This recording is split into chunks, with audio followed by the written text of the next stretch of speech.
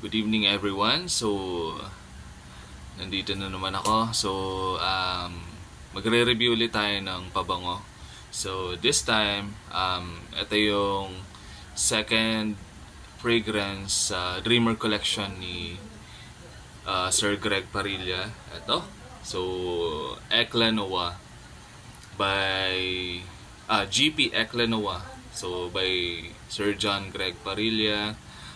In collaboration with Noah, and the perfumer behind this is none other than Sir Renato Lopena Jr. So kita niyo naman, 'di ba? Sa picture pa lang Black Forest cake na. So tayo sa intro. Pinili ko tong pabango na to kasi ito yung second niche perfume ko. And this is my second local niche perfume as well. So nag-research ako sa story behind ng pabango.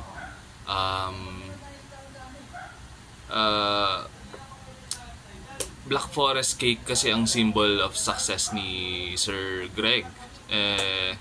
Kasi nung bata siya, so every time may achievement na nangyayari sa buhay niya, laging may nakahain na Black Forest cake sa table nila. Punta tayo sa packaging.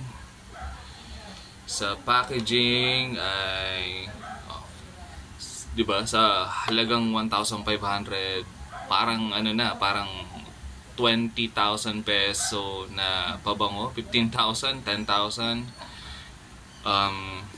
Magnetic lid, kagaya ng View Papier.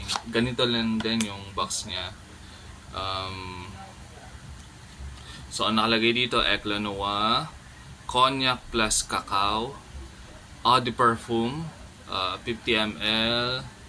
Then ito, Dreamer Collection by Greg Parilla, Eclat Noir. Tapos yan, as usual, signature ni Sir John Greg, and then ito SKU, sabihin ko sana ISBN. SKU, yeah. And sa loob ay ito yung letter niya,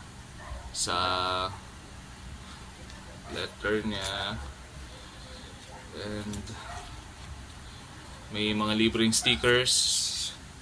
So Noah and GP. Tapos ito, basahin natin yung notes, basahin natin yung fragrance notes. Top notes, cedar. Actually sa website nila iba. So dito cedar lang, pero sa website nila cedar plus cherry sa top notes. And ang middle notes, cognac and patchouli. Ang base notes ay amber, rum, and vanilla. So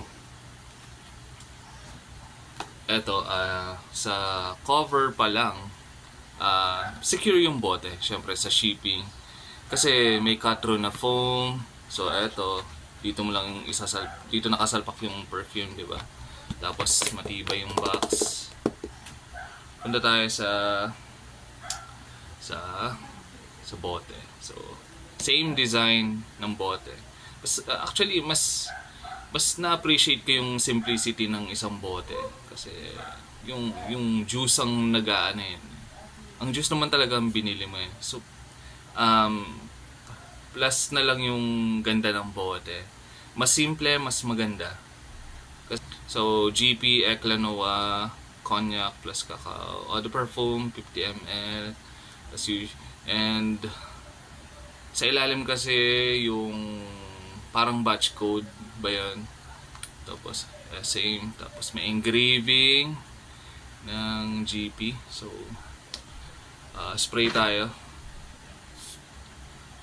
pressurize yung atomizer.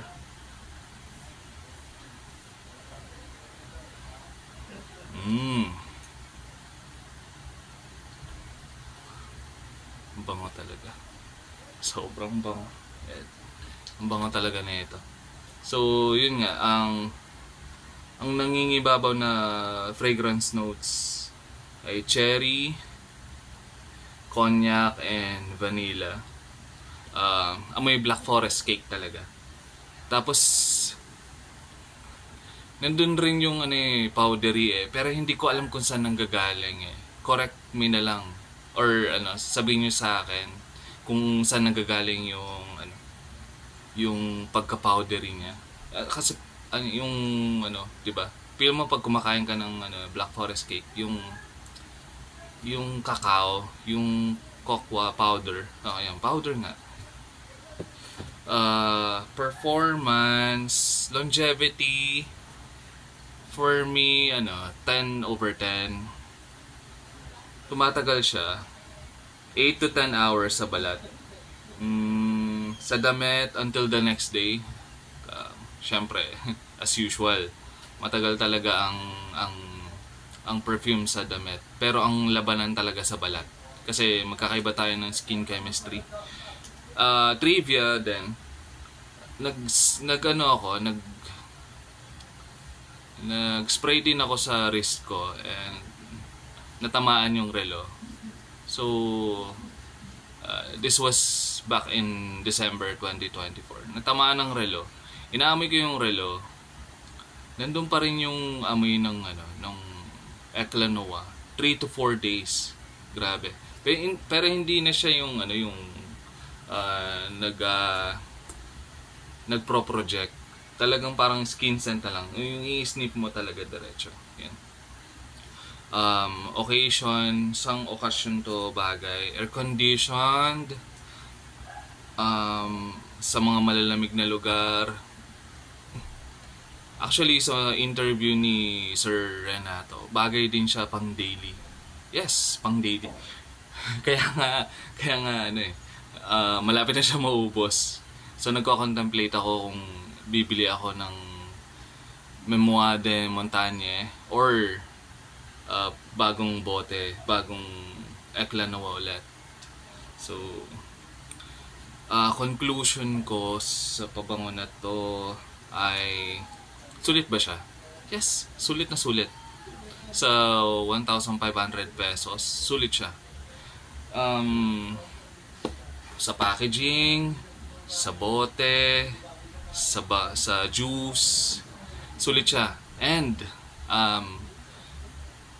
timingan nyo lang or tsempohan nyo rin na nagbibigay sila ng discount sa alam niyo na sa e-commerce website nila.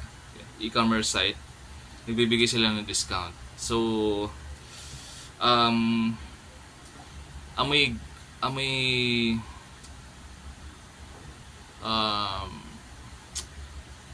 opinion ko to opinion ko lang to. So sa akin na to. Amoy gwapo, amoy yung ang na-imagine ko na lalaki na magsusuot na ito. Pero unisex to na pabango. So this is just my opinion. Ang na-imagine ko na magsusuot nito ay lalaki, naka-suit and tie or nakapang date night talaga. Tapos pupunta sila ng ka-date niya sa isang restaurant. Ang order nila steak and wine. Yun yung na-imagine ko sa magsusuot ng pabango na to. Would I recommend this? Of course. Syempre, i-recommend ko to. Kung gusto mo mag-amoy pagkain ka, amoy dessert, of course, I recommend this one. Yung future ng local perfumery ay sobrang bright. Kudos to Sir John Greg, Noah Solutions, and Sir Renato Lopena. Congratulations sa inyo. Thank you for watching. Salamat po. Bye-bye.